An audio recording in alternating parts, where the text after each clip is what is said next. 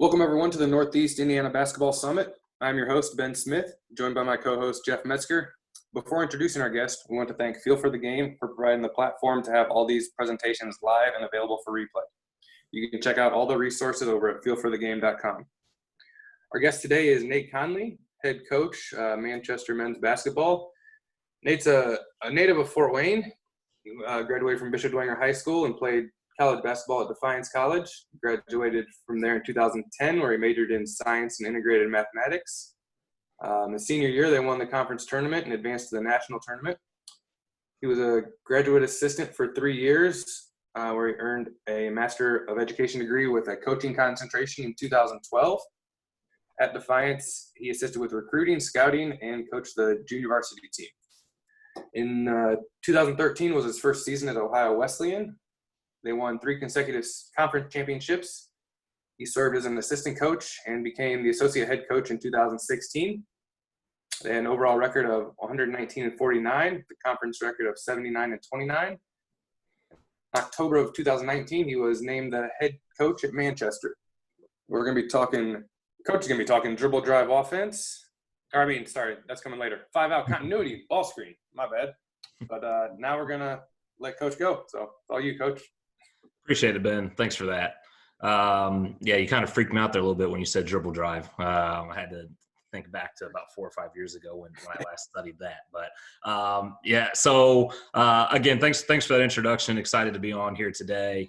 Again, native of Fort Wayne, so excited to be on the talk today.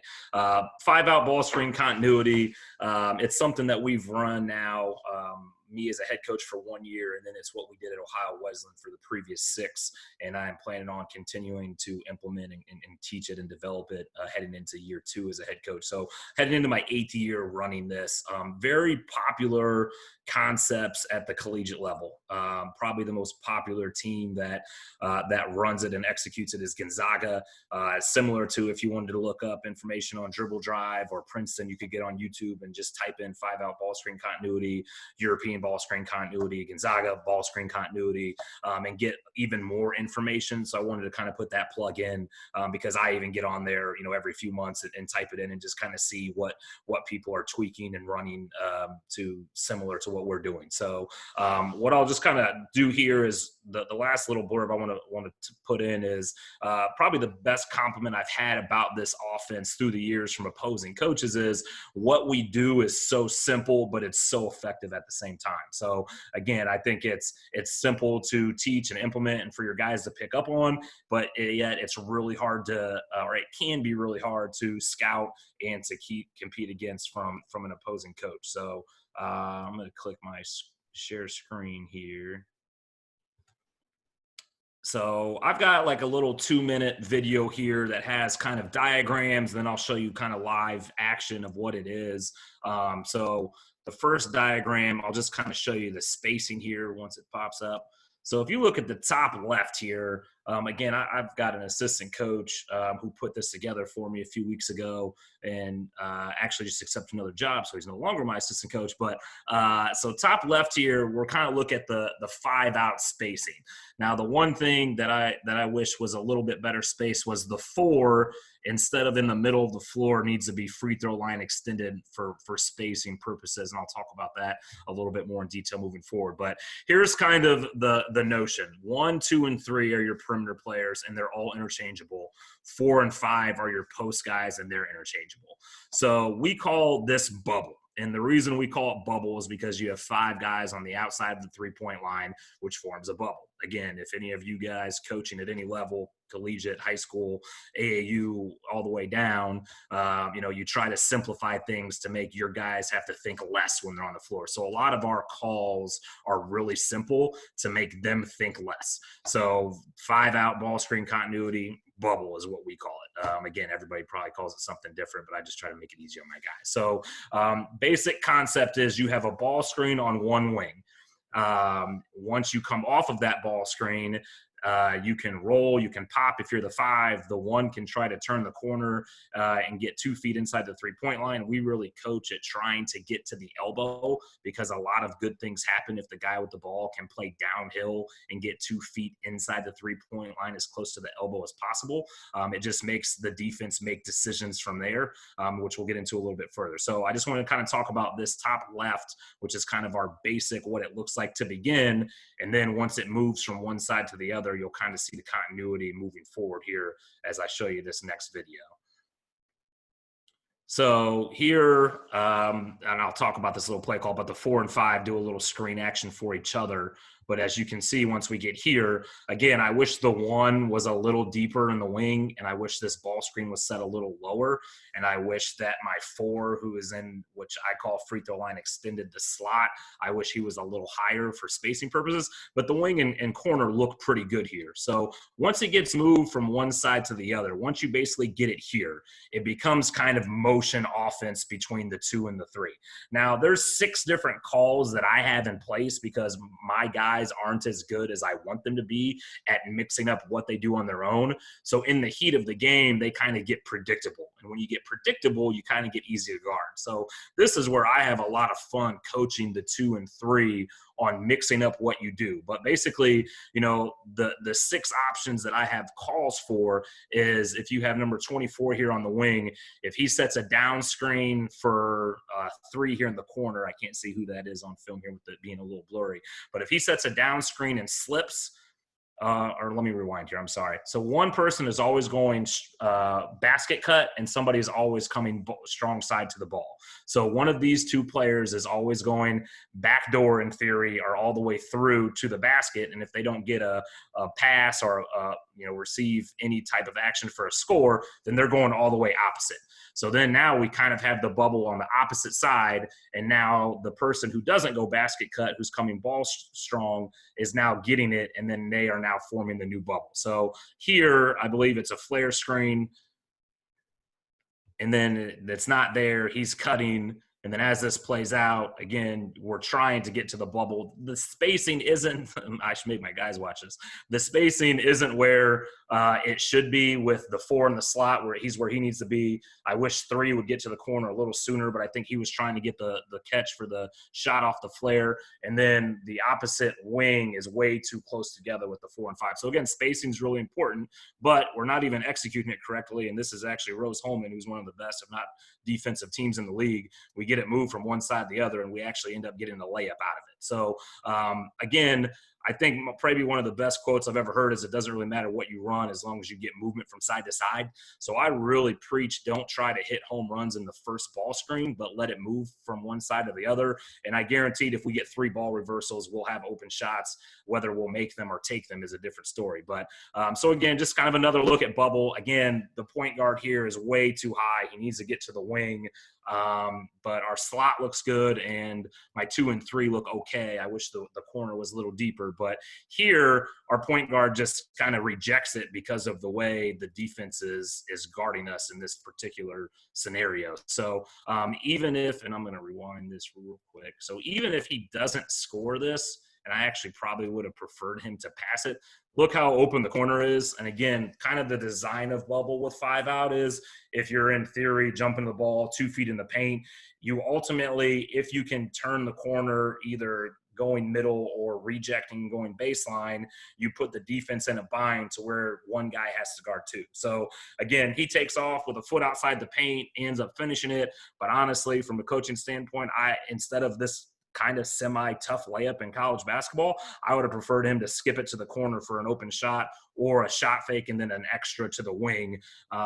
Again, that's me and kind of how I coach my guys. But again, he finishes this and he just ends up rejecting it because the 5 out allows him the spacing to get to the rim. Pretty uncontested, actually.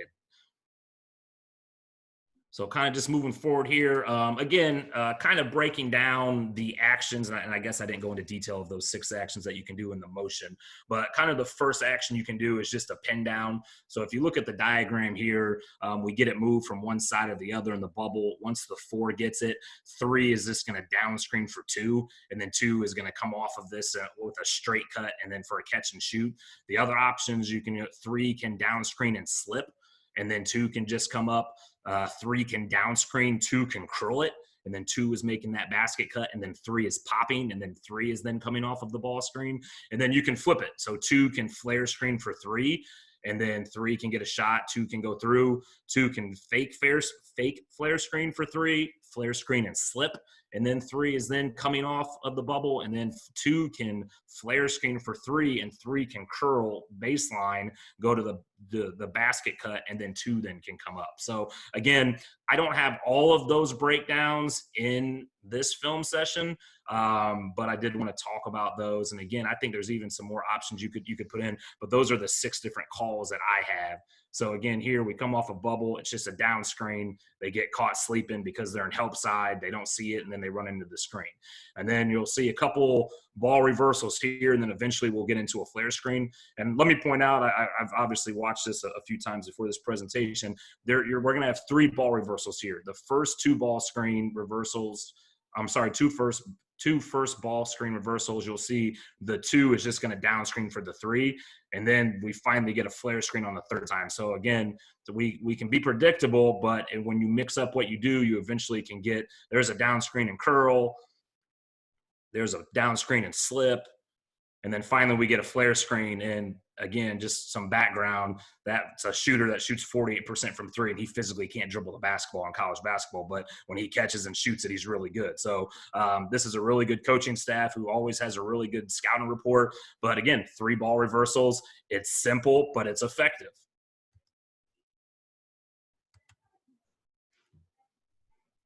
So kind of moving on to different ways teams guard it. Again, doing this for the last 7 years, heading into year 8, I've seen what I think is just about every defense that you can throw at it. And this is a really good way to counter teams who really aggressively guard ball screens with hard hedges or even double teams. If you can get it out of the ball screen quickly to the 4, and 5 dives to the basket right out of it, or even slips out of it, you're going to have a high-low look that's going to be really effective, whether that's a high-low catch and finish or a high-low catch 2 feet in the paint and then a skip to the opposite corner or wing for a 3. So again, this isn't even really a hard hedge. It's just an aggressive flat hedge. But again, I wish that 5 who's setting this ball screen took a little bit of a better angle at going to the basket. But look how open he still is. And I don't even think he really read it the right way. And the pass wasn't even really good from the opposite big. But just look at, you have to be next to 24 and 23 because they're both 35+% 3-point shooters.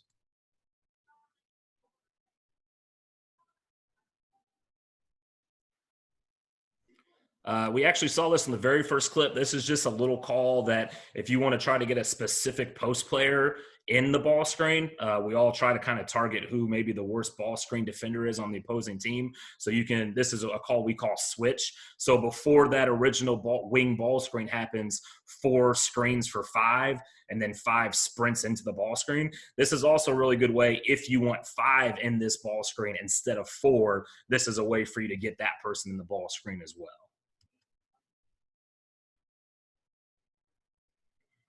So here's the switch, screen for each other. And again, it just kind of puts a little bit of a different look on the defense, and it gives you just a little bit more space. And the goal is to give your screener a step ahead. And then again, we just kind of see it move from one side to the other, get to the elbow. So again, I'll kind of talk to you guys how I would my guys if we were talking about this. This is a good shot. I would prefer him skip it to the slot for an open shot. I talk a lot about turning down good shots for great shots. And even though this goes in, it's a semi-contested 3-on-1. I would prefer him make an extra pass to an open 40% 3-point shooter hanging out in the slot right now. My guys don't always like hearing that when they get buckets, but it's the reality of the situation.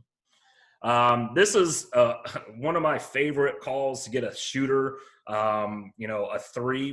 We successfully get this at least an open shot once a half. Now, you can't run it too much because it is scoutable, but we just call this a rip screen, which is, the 4 and 5 kind of set up like you're setting your original bubble action, that wing ball screen, but they kind of fake it and then they turn it into a quick double screen. And then it can even progress into setting a double screen for 3 and then a double down screen for 2 if 3 isn't open. And again, it's fun to see because, the way teams guard, and again, here's a good example. Rose Holman, they're in their gaps, they're in their principles. The way they're guarding, there's just all sorts of room to effectively set these double screens. And again, here's my guy hanging out on the corner that can't dribble, that Rose Holman knows to make dribble, and he gets a pretty good look at a 3 here.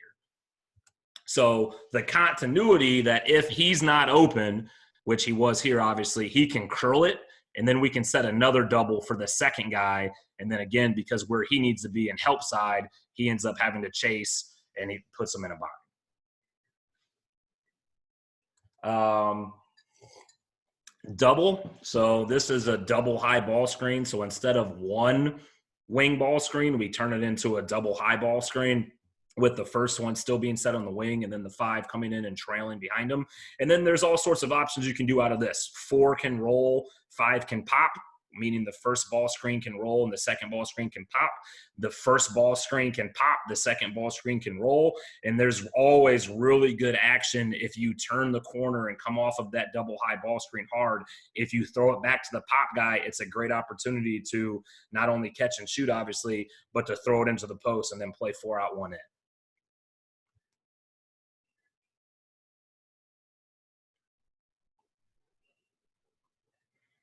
So here we just get it moved from one side to the other, and I'll talk about this. So this is a call that we call over. So say I've got a guard that's just trying to do too much, or he's not making great decisions in the first ball screen. I can come down and just call over, and they just reverse it. So 1 throws it to 4, 4 throws it to 5, 5 reverses it to 2, and then 3 just automatically cuts from corner to corner.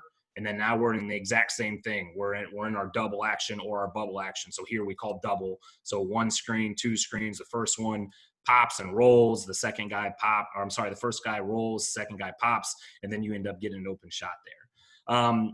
So that was kind of just the basics that I had to share of diagram and video. I should have said this from the beginning. If any of you want me to share this with you or even an extension of our playbook, just shoot me an email.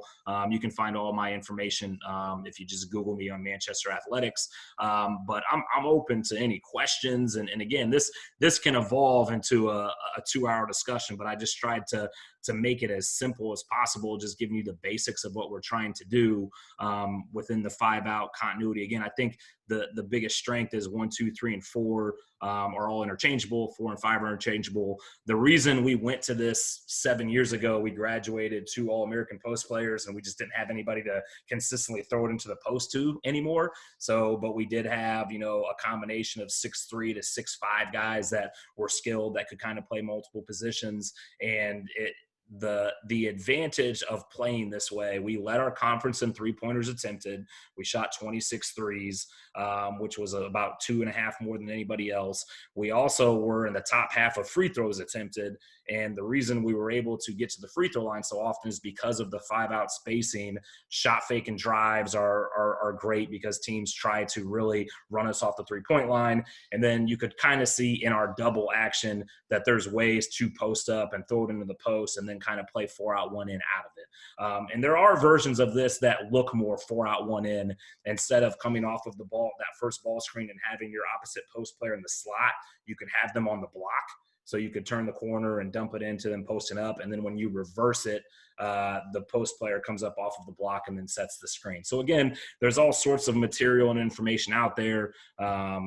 But again, this has worked for me because I think it gives us the best chance to get open threes for shooters, open layups for post guys rolling, and then one-on-one opportunities by throwing it into the post out of our 4-out-1 and stuff. So there's a lot of encouraging things that came out of this statistically, but the goal is to hopefully continue to add and recruit more talented players and more depth to be able to shoot higher percentages in one-on-one post move settings, shoot higher percentages from catch and shoot threes. But I do think we got the basis of our offense implemented, and I'm excited moving forward to year 2 once these guys kind of understand the dialogue and concepts. So Ben, that's all I have. If there's anybody who has any questions or anything like that, I'm happy to answer and expand or evaluate. Ben, do you have any questions? I actually don't have any for Nate. Yeah, I got really a couple questions. So first, great bench reactions. I mean, how many players do you typically use in your rotation? Anywhere around 8 to 10, I feel comfortable with. Obviously, injuries, foul trouble. We've played 11 or 12, but I feel comfortable with having a backup point guard and 2 backup wings and 2 backup post players. So I would like to play 10 if the game allows it. Awesome. It just looks like I wish every bench could look the way your bench does on made layups. It's like that's exciting. I appreciate that, and I value that more than I thought our guys did an unbelievable job of just being locked in and rooting for their teammates, and that's sometimes that's maybe the greatest thing I accomplished in my first year is just these guys are rooting for each other regardless of individual success. Which is, thanks for saying that. Awesome. Another one. So I know you said a lot of positions 1 through 3 is interchangeable, 4 and 5 interchangeable. When you're doing, players and skill development, you kind of, is it more personnel based, or is it like you have a philosophy on everyone learns similar skills? Yeah, and it's a combination. I do have a couple guys that can play the 1, 2, and 3 and can play the 4 and 5. So we actually have gone lineups where we've gone small, where I've played, bigger 3s in the 4 and 5, and I've gone lineups where I've gone big, where I've had a 4 and 5 play the 3, and then plugged in kind of your traditional 4 and 5. So, those guys, we really try to mix up what end they're on and what they're breaking down. But we do a lot of development in this together. So we have our guards on, they're on the wings, and then we've got the post guys coming in. So even though, when we do our individual stuff, it's advantageous to, have them come off and turn a cone. But, we're really, when you talk about timing and spacing and how to properly set screens and attack screens, even when we do our 2-on-0 dummy stuff and a lot of our team shooting drills, we put the perimeter guys, on the wing, when we put the post guys on the slot, and then we just go through a series. Okay. Perimeter guys, you got to get to the elbow and shoot a jumper. Perimeter guys get the elbow, make the dump pass for a dunk. Perimeter guys get to the elbow, reverse pivot, throw it back for the pop. So, and that's an example of one of those series. And then the post guys on the alternative, there's a coach that's getting given a pass on the opposite wing as well. So we do a lot of it break down in practice, and it's really just getting reps at what we're doing. It doesn't, some guys aren't as good at shooting threes as others. Some guys aren't as good as dribbling as other. And all of that is just, implemented in, hey, just because you're a shooter, I don't want you just shooting in practice. I want you practicing turning the corner. Just because you're a good driver, I don't want you just driving in practice. I want you catching, hands and feet ready, setting up. So I want us to explore all the options and give us a chance to really all of our guys just get a little bit better at it. Awesome.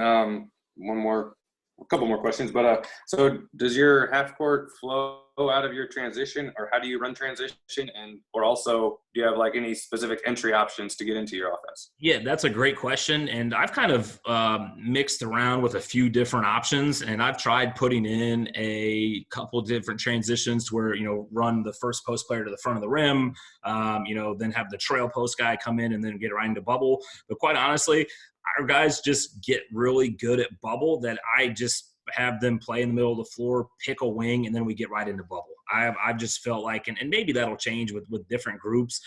I honestly don't have a guy either that can really run to the front of the rim that I want to throw it to transition after transition. So it's a little personnel based that I think we're just equipped to come right down, get into it, force the defense to get matched up with 5 guys kind of trailing to the bubble, And then again, you do see a lot of throw aheads for shots. And the nice thing is there's a lot of freedom in it, but there's always kind of that home base to get to. It's real easy to get to your spots if you don't make a play in transition. So I give my guys a lot of freedom in transition right now. That might change a little bit moving forward, but I think that with that freedom, if there's nothing there, the advantage of playing bubble right out of transition is it's really easy to get into if you don't have anything pushing the ball.